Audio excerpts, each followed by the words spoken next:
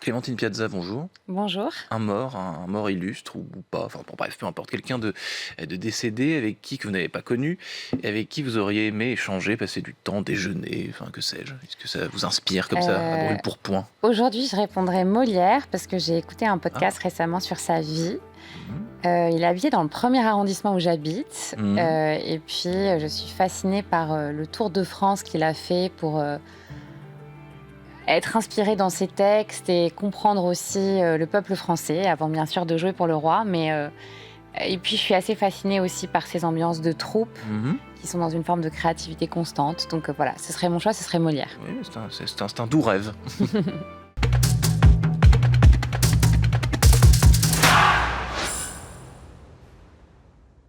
Bonjour à tous et bienvenue au Talk Dessineur du Figaro avec en face de moi Clémentine Piazza, fondatrice de la société In-Memory Pompe Funèbre, qui aurait aimé rencontrer Molière évidemment, mais ça y était il y a quelques siècles. Moi je pensais que vous alliez me répondre quelqu'un de plus récent, mais très bonne réponse par ailleurs. J'aime être surpris. Alors In-Memory Pompe Funèbre, ça, vous l'avez fondé il y a une dizaine d'années quasiment, hein. Dans quelques Exactement. mois vous Oui. fêterez vos 10 ans. Avant cela vous meniez une carrière plus classique, hein, disons, chez Unibail Rodamco. Quelle mouche vous a piqué? Vous êtes sorti de route comme ça, C'est vous vrai que avez eu c'est un envie grand d'autre écart, chose? surtout que je me suis éclatée chez Unibail Rodamco. J'ai eu la chance d'être directrice marketing du groupe très jeune, donc ça a été une expérience où j'ai énormément appris et j'ai été en contact avec plein d'équipes dans un contexte international, donc c'était passionnant. Mhm. Et pourtant, j'ai fait le choix de l'entrepreneuriat. Je pense que c'est quelque chose qui m'habitait depuis longtemps. Ouais. C'est aussi une spécialité que j'avais faite à HEC. Mhm. J'ai été très admirative des entrepreneurs. Ça a toujours été quelque chose qui vous a inspiré, les Ouais. entrepreneurs, le fait Ouais. de créer sa boîte, etc. Ça Ouais. vous a toujours titillé? J'ai toujours admiré Ouais. l'impatience et la folie de création des entrepreneurs. Ça, c'était là. Après, c'est une vraie rencontre avec un projet, avec un sujet aussi, Ouais. qui est de rendre hommage aux vies. Ouais. Et je pense que j'avais besoin de cette rencontre pour faire ce grand écart. Mhm. Mais il a suffi de croiser sur mon chemin la mission d'In-Memory pour oser me lancer ensuite. Ouais. Ouais. Alors décrivez-moi, l'ami croisé sur votre chemin, c'est-à-dire, enfin comment? Alors, ce qui s'est passé, Quelle c'est mouche que vous a piqué? j'ai en fait aidé une personne dont j'étais très proche Ouais. à organiser des obsèques parce que c'était D'accord. une situation difficile. Ouais. Et donc, je me suis retrouvée dans la situation voilà, de faire des choix, de me retrouver dans une D'aidante, agence de presque. pompes funèbres, exactement. Et j'ai été assez marquée par l'archaïsme voilà, du lieu. J'avais l'impression d'être dans un environnement très figé. Inapproprié aussi, vous diriez? Inapproprié, oui, parce que j'avais face à moi une posture très commerçante, alors que ce dont on a besoin à ce moment-là, c'est d'écoute, d'empathie, de service. Ça m'a manqué et donc c'est pour ça que j'ai décidé d'y aller. Après, il y a aussi cette mission qui me parle beaucoup. En fait, quand on fait ce métier, on adore les vies, on adore les histoires de famille, on est marqué aussi par l'histoire des défunts qu'on accompagne sur ce passage. Et donc, c'est aussi rendre hommage aux vies vécues. C'est un vrai moteur aussi de personnalité. On va en parler après, mais avant, j'aimerais qu'on revienne sur ce que vous m'avez dit, c'est-à-dire, vous rentrez donc dans cette agence, enfin qu'importe, de pompes funèbres, et vous n'avez pas les bonnes réponses, on vous propose pas la bonne chose, c'est inapproprié.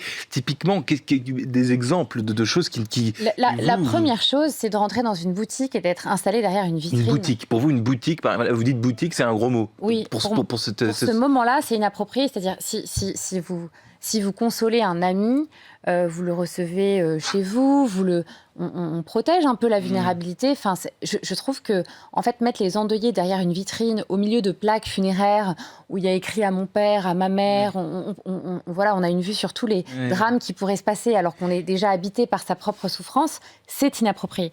Et d'ailleurs, ce qu'on a fait comme choix chez In-Memory, c'est de recevoir les familles dans des on appelle ça les maisons In-Memory, c'est des codes design entre le bureau et l'appartement qui sont en étage. Des pièces hybrides, dirions-nous, dans le monde professionnel. Exactement. Ouais. Et qui ne sont pas au rez-de-chaussée, du coup. Ce qui est quand même un choix audacieux, parce qu'on n'est pas visible, mais ce qui est beaucoup plus approprié pour que les familles se sentent à l'aise et nous partagent leurs souhaits. Ils sont sensibles à ça, les familles?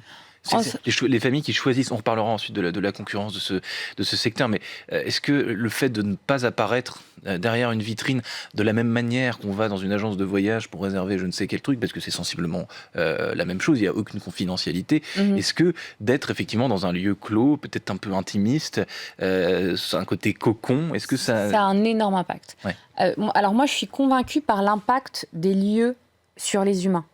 Et en fait, on a créé un environnement qui est très apaisant, avec des matériaux chaleureux, confortables. Ouais. Et du coup, voilà, elles sont stressées, elles sont tristes. Ça les apaise un peu. Et ça permet aussi qu'il y ait une discussion collective apaisée qui ait lieu entre tous les membres de la famille. Parce que la particularité de notre métier, c'est qu'on n'a pas un client face à nous. On a une famille et c'est une grande saveur de ce métier. Et donc, ça permet de partager un moment tous ensemble dans un environnement apaisant et du coup de mieux formuler aussi les souhaits pour les obsèques. Parce qu'aux familles, on leur pose des questions difficiles. On leur dit « Qu'est-ce que vous voulez pour les obsèques ?» C'est pas facile. Parfois, on n'a pas toujours les réponses à toutes les questions. Et donc, ça les aide à trouver les réponses et à se comprendre parfois même dans leurs propres souhaits. Ça donne un côté un petit peu obsèque planeur, enfin, si je caricature un peu, mais sinon donner des pistes, aider, accompagner pour de vrai. Exactement, planeur dans le sens questions. On confectionne ensemble un parcours d'obsèques. Alors, bien sûr, il y a la cérémonie, ça tout le monde l'a en tête, mais il y a le soin au défunt, il y a la veillée autour du défunt, il y a le lieu où repose le défunt, ensuite il y a son transport, ensuite on se rassemble, il y a un rite religieux ou un rite laïque, ensuite il y a un choix de crémation ou d'enterrement. C'est un vrai voyage et je pense que c'est une des définitions des rites funéraires, d'accompagner ce grand passage. Et donc oui, dans ce cadre-là, on est planeur, en tout cas on confectionne avec la famille un parcours qui correspond à leurs attentes personnalisées. En off, vous me disiez tout à l'heure qu'il y a un truc aberrant aussi que vous avez constaté, c'est que on propose parfois un catalogue, littéralement, façon catalogue, n'importe quel magasin vraiment pourrait publier, avec des dizaines et des dizaines de modèles de tombes et des modèles de produits, de la même manière que la vitrine commerçante vous choque et peuvent choquer. C'est un peu le même c'est-à-dire de rabaisser, entre guillemets, des produits, ça reste des produits, mais pour des situations ordinaires. En tout cas, je pense de se tromper de vision du métier. C'est-à-dire, moi, je me suis dit, quand j'ai fait ce métier, il faut qu'on passe d'un métier qui aujourd'hui est traité par des commerçants à un métier de service à la personne. Donc si je suis plus commerçante, mais que je suis dans le service, par exemple, je n'ai plus de boutique. La deuxième chose, c'est que je n'ai plus un catalogue infini de produits. Donc ce qu'on a fait, effectivement, qui est aussi un choix audacieux et très juste, c'est qu'on a simplifié les offres de produits funéraires, pour reprendre l'exemple du cercueil, où effectivement, dans les grands réseaux, on va vous en proposer 40. Chez In Memory, il y en a 3. C'est important que cet objet soit digne. C'est fondamental aussi dans la prise de conscience de la mort d'un proche. Et ça suffit. Et en revanche, il faut passer plus de temps sur à quoi ressemble la cérémonie, comment on accompagne avec l'officiant religieux ou avec le célébrant laïque, parce que ça, je pense que c'est là où est la valeur, et c'est à la fin ce qui va germer sur le chemin du deuil, beaucoup plus qu'un choix de cercueil très culpabilisant entre des produits à 800 € et des produits à 5000 €, parce qu'il y a aussi une culpabilité latente qui est franchement désagréable pour les endeuillés. C'est très clair. La concurrence, alors vous dites, vous n'avez pas de vitrine. Vous n'avez pas de boutique en rez-de-chaussée, vous n'avez pas de devanture, c'est pas tape à l'œil du tout, c'est même tout l'inverse. Et donc, de ce fait, comment est-ce que vous faites face à la concurrence qui, eux, font le choix inverse, c'est-à-dire des vitrines, des boutiques, etc. Comment est-ce que vous faites du business, finalement? Vous n'avez pas de marketing, vous ne faites pas trop de pub? Depuis le départ, on s'est dit, il faut que ce soit par le bouche à oreille. Alors, c'est un moment très sensible et très intime. Est-ce que ça suffit? En 10 ans... Ça nous a permis de nous développer. Ça nous a permis de développer à Paris, à Bordeaux, à Lyon, à Nantes. On est 70 aujourd'hui, donc je pense que ça suffit et surtout, ça aligne tout. C'est-à-dire, quand vous êtes dans un métier de service et que ce qui vous permet de grandir, c'est l'avis de la personne que vous accompagnez, en fait, tout est aligné en management, tout est aligné entre les équipes. Et ça, c'est aussi une grande clarté en termes de gestion d'entreprise, en termes de développement. Donc oui, ça fait énormément la différence à la fin. On va parler un peu d'interne. Vous êtes 70, vous l'avez dit. Est-ce que, mais l'ambiance n'est pas parfois un peu plombante? Parce qu'il y a quand même, vous l'admettrez, j'imagine, des secteurs professionnels plus gais. Là, c'était extrêmement...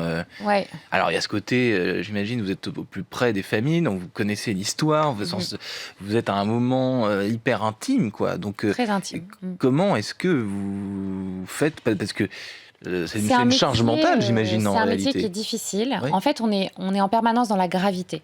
Oui. C'est jamais léger, les sujets que vous... C'est jamais léger. On accompagne la tristesse dans nos propres lieux, donc c'est quelque chose. On intervient aussi sur les lieux de la mort. Oui. Et c'est un métier vocation. C'est-à-dire que pour moi, la définition d'une vocation, c'est quand chaque jour, votre énergie, elle est renouvelée malgré la charge. Donc, est-ce qu'il y a une charge importante ? Oui, elle est énorme. Mais c'est une vocation. Si vous me disiez non... Donc, chaque jour, c'est renouvelé. D'accord. Après, avec aussi beaucoup de reconnaissance de la part des familles. Je pense que souvent, moi, je dis qu'on est des soignants du deuil. C'est-à-dire que ce qu'on partage avec les soignants, c'est « je suis utile face à la souffrance ». Et ça, c'est mon moteur. Être soignant du deuil, c'est une belle expression. Il y a beaucoup de tabous concernant ces métiers, justement. Lesquels Est-ce que vous, parmi votre vocation, votre ambition, c'est aussi de faire tomber certains tabous ? Complètement. On est d'ailleurs une société à mission et notre mission, c'est de libérer la parole autour de la toute fin de vie, de la mort et du deuil. Parce que moi, j'ai une conviction très forte, c'est que mieux s'en parler, c'est mieux s'y préparer et mieux se soutenir. Ouais.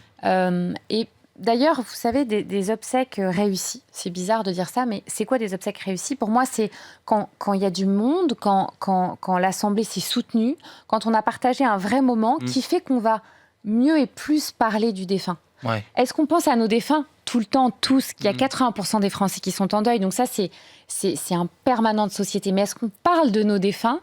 Je pense que les obsèques jouent un rôle dans la libération de cette parole. Et nous, c'est le rôle aussi qu'on essaie de jouer. Parce qu'en fait, en parler, oui, ça amène les larmes, ça amène aussi de la reconnaissance. En tout cas, ça crée vachement de liens entre nous. Et ça nous permet de nous soutenir dans cette souffrance qui est un chemin de vie, de toute façon. Est-ce que c'est facile, Clémentine Piazza, de recruter dans ce secteur-là ? Comment vous vous y prenez ? Est-ce que ce côté, justement, innovant que vous venez de me décrire, ça inspire les uns et les autres ? Parce que cette vocation que vous m'avez expliquée avec vos mots, très juste, est-ce que d'autres s'y reconnaissent, justement ? Oui, quand je parlais de cette vocation, je parlais de toute l'équipe. Et alors, je comprends tout à fait la question parce que c'était vraiment mon inquiétude en tant que patronne au démarrage. Je me suis dit, mais est-ce que notre développement va être limité par notre capacité à recruter ? Parce que finalement, c'est un métier tabou. On est en train de changer son image, mais au début du marché, au début de notre intervention, c'était pas gagné. Et alors, on n'a aucun problème de recrutement. Alors, je pense parce que on a une vraie marque employeur qui a un point de vue sur le métier et qui sait le mettre en lumière.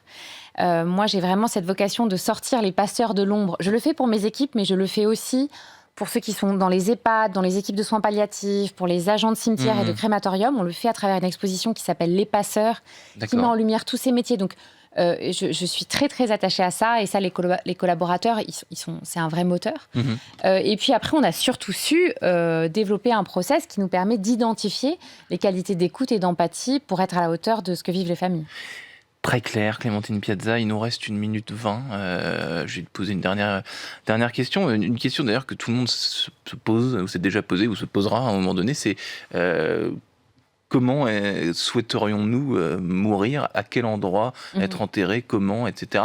Et à quel scénario ? Alors, il y a certains qui ont des scénarios extrêmement précis. On a tous des amis qui ont déjà pensé, qui ont déjà une idée très précise, d'autres pas du tout. Pardon, c'est un peu intime comme question, mais on a parlé de choses finalement assez personnelles. C'est ce scénario d'après votre vie, après votre mort, vous l'avez déjà imaginé ? Pas tant que ça. En revanche, j'ai quand même transmis mes choix à mon mari et j'ai posé la question à mes parents. Pourtant, je suis très proche de mes parents. Mais c'est un sujet que vous avez abordé, donc déjà, ce qui est déjà... Oui, parce qu'en fait, ce que je vois sur le terrain, c'est hyper important de transmettre ses volontés funéraires à ses proches. Alors là, je parle déjà de l'essentiel. Est-ce que c'est religieux, laïque ? Est-ce que c'est une crémation, un enterrement ? Donc, je l'ai posé clairement à mes proches pour être sûre qu'on était bien d'accord. Et j'ai transmis mes choix. Et si j'avais un dernier mot, c'est dites-le à vos proches, c'est tellement d'apaisement ensuite. Clémentine Piazza, donc fondatrice de la société Imemory Pompes Funèbres. Merci d'avoir été mon invitée sur ce plateau. Merci.